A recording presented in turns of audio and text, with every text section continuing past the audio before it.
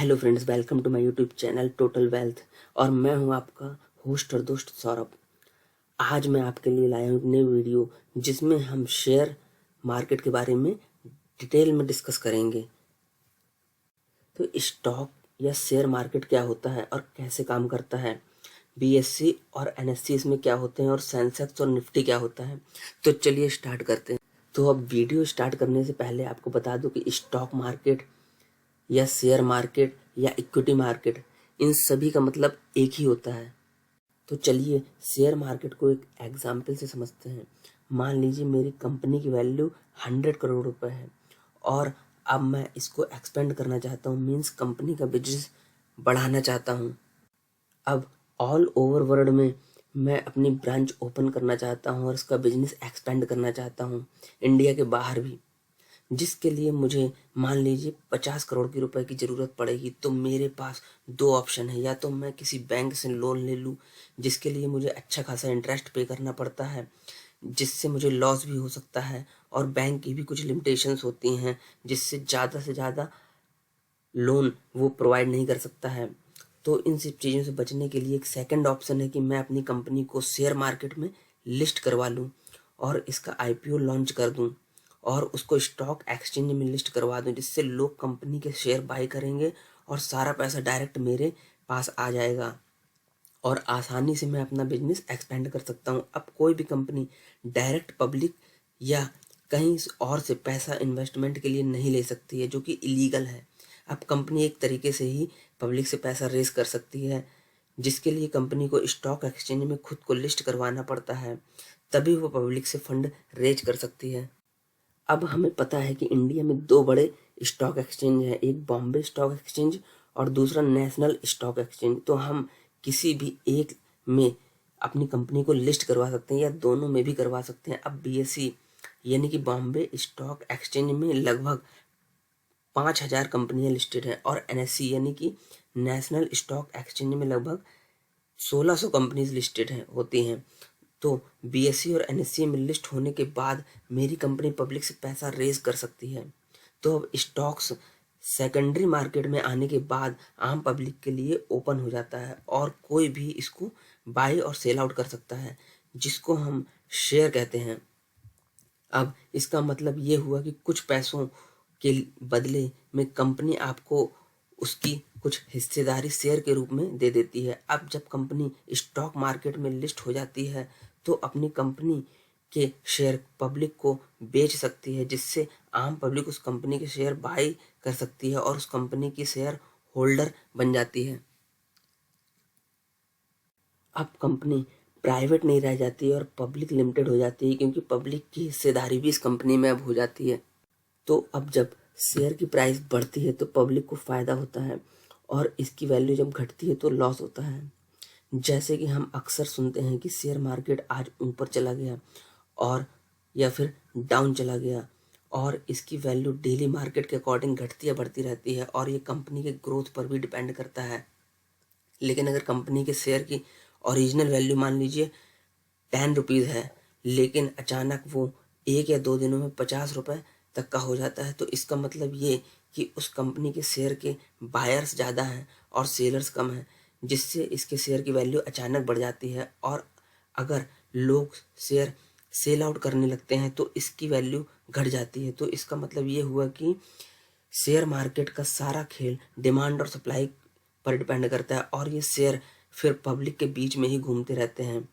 जैसे कि किसी को इन्वेस्ट करना हुआ तो उसमें उसमें से शेयर बाय कर लिया, और बाय करते ही जैसे कि किसी को इन्वेस्ट करना हुआ तो उसने शेयर बाय कर लिया, और जो बाय किया हुआ शेयर है उसको भी आप या हम में से किसी ने सेल आउट किया होगा, क्योंकि कंपनी तो फर्स्ट टाइम आईपीओ लॉन्च करने के बाद पब्लिक से फंड रेज करके अपनी ज़रूरत को पूरा कर लेती है और बाद में शेयर की प्राइस पब्लिक पर डिपेंड करने लगती है, जो कि बाइंग या सेलिंग के अकॉर्डिंग घटती है बढ़ती रहती है। और कंपनी की ग्रोथ को देखकर भी पब्लिक उस पर इन्वेस्ट करती है। अब लोग अक्सर बोलते हैं कि शेयर मार्केट एक जुआ है, लेकिन अगर आपको इसकी प्रॉपर नॉलेज है और आप अच्छी कंपनीज में इन्वेस्ट करते हैं तो लॉन्ग टर्म में आप शेयर की वैल्यू बढ़ती ही बढ़ती है, क्योंकि अच्छी कंपनीज की ग्रोथ लॉन्ग टर्म में होती ही है। जैसे कि HUL हिंदुस्तान यूनिलीवर लिमिटेड में अगर इन्वेस्ट करते हैं तो इसकी प्राइस हर साल बढ़ती ही रहती है, क्योंकि आप अगर हिस्ट्री उठाकर भी देखेंगे तो लास्ट के 10 साल में शेयर मार्केट कहाँ था और आज की डेट में कहाँ पहुँच गया है। इसका मतलब लॉन्ग टर्म में आपका प्रॉफिट होना ही होना है। लेकिन हाँ, अगर आप प्रॉपर रिसर्च करके अच्छी कंपनीज में अपना पैसा इन्वेस्ट करते हैं तो। अब बात करते हैं सेबी की, जिसको हम security and exchange board of India कहते हैं।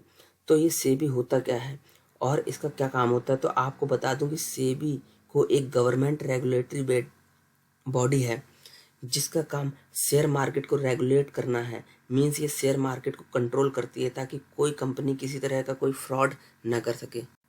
अब आपने शेयर मार्केट में सुना होगा निफ्टी और सेंसेक्स के बारे में कि निफ्टी इतने अंक बढ़ गया या सेंसेक्स गिर गया। तो मैं आपको बता दूं कि शेयर मार्केट का गिरना या उठना निफ्टी और सेंसेक्स पर ही डिपेंड करता है, क्योंकि निफ्टी और सेंसेक्स में टॉप की कैटेगरी वाइज कंपनीज को रखा जाता है और उसके घटने या बढ़ने पर ही शेयर मार्केट बढ़ता है घटता है। अब आपको बता दूं कि निफ्टी 50 कुछ टॉप की कंपनीज का एक ग्रुप होता है, जो कि 50 कंपनीज का एक ग्रुप होता है, जो कि NSE यानी कि नेशनल स्टॉक एक्सचेंज को रिप्रेजेंट करता है, जिसकी ग्रोथ से शेयर मार्केट की ग्रोथ को प्रिडिक्ट किया जाता है, क्योंकि इनकी मार्केट कैपिटलाइजेशन सबसे ज़्यादा होती है और इसी के अकॉर्डिंग मार्केट घटता है बढ़ता है। और सेंसेक्स जो कि BSE को रिप्रेजेंट करता है, इसमें टॉप 30 बड़ी कंपनियां होती हैं जो पूरे मार्केट के उतार चढ़ाव को रिप्रेजेंट करती हैं। इसको इंडेक्स फंड कंपनीज भी कहते हैं। ये सभी निफ्टी और सेंसेक्स कंपनीज टाइम टाइम पर बड़े मार्केट कैप के अकॉर्डिंग चेंज भी होती रहती हैं। इसका मतलब ये हुआ कि जो कंपनी बहुत अच्छा परफॉर्म कर रही है तो उसको निफ्टी या सेंसेक्स में जगह मिल जाती है, और जो परफॉर्म नहीं कर रही होती है वो इनमें से बाहर हो जाती है। इन कंपनीज का रिव्यू हर 6 महीने में होता है, जिसके अकॉर्डिंग ये सिलेक्ट की जाती हैं कि कौन सी कंपनी टॉप परफॉर्मर है या इसमें इंक्लूड होगी या नहीं होगी। अब सिंपल से वर्ड में शेयर मार्केट में प्रॉफिट कैसे होता है, तो जब कंपनी की ग्रोथ होती है तो कंपनी की वैल्यूएशन बढ़ती है, जिससे कंपनी की कैपिटलाइजेशन भी बढ़ती है और जिससे शेयर के प्राइस भी बढ़ते हैं। और अगर आप कोई शेयर 100 रुपये में बाई करते हैं और कुछ टाइम ड्यूरेशन के बाद कंपनी की ग्रोथ होती है, सपोज 2 या 3 महीने या उससे भी कम टाइम में, तो इसका प्राइस 200 रुपये हो जाता है। ये कंपनी ग्रोथ की स्पीड पर भी डिपेंड करता है कि कंपनी कितनी तेज़ी से ग्रो कर रही है। तो इस तरह आप 2 से 3 महीने में या उससे भी कम टाइम में 100% तक का प्रॉफिट इससे अर्न कर सकते हैं। अब शेयर मार्केट में इन्वेस्ट करने को हम इक्विटी में इन्वेस्ट भी बोलते हैं, क्योंकि हम किसी कंपनी की कुछ ओनरशिप मतलब कि हिस्सेदारी ले रहे हैं। तो अब शेयर मार्केट में हम डायरेक्ट BSE या NSE में इन्वेस्ट नहीं कर सकते हैं। इसके लिए हमें ब्रोकर की ज़रूरत पड़ती है। मार्केट में बहुत से ब्रोकर अवेलेबल हैं, जैसे कि Zerodha, angel one, grow app, जिसके थ्रू आप डीमैट अकाउंट ओपन करवा सकते हैं और शेयर मार्केट में उसके थ्रू इन्वेस्ट कर सकते हैं। अब हम शेयर मार्केट में लॉन्ग टर्म के लिए मान लीजिए 1 साल, 2 साल या 5 साल या उससे ज़्यादा के लिए इन्वेस्ट करते हैं, तो इसको लॉन्ग टर्म इन्वेस्टमेंट कहते हैं या डिलीवरी लेना कहते हैं। और जब शॉर्ट टर्म के लिए जब हम इन्वेस्ट करते हैं, जैसे कि कुछ टाइम ड्यूरेशन के लिए 1 घंटा 15 मिनट या फिर 1 दिन या फिर 1 हफ्ते या 1 महीने के लिए, तो इसे ट्रेडिंग कहा जाता है। ट्रेडिंग में भी बहुत सारे ऑप्शन अवेलेबल होते हैं, जैसे कि intraday trading, swing trading, future trading और ऑप्शन ट्रेडिंग, जो कि बहुत ही ज़्यादा रिस्की ऑप्शन होते हैं।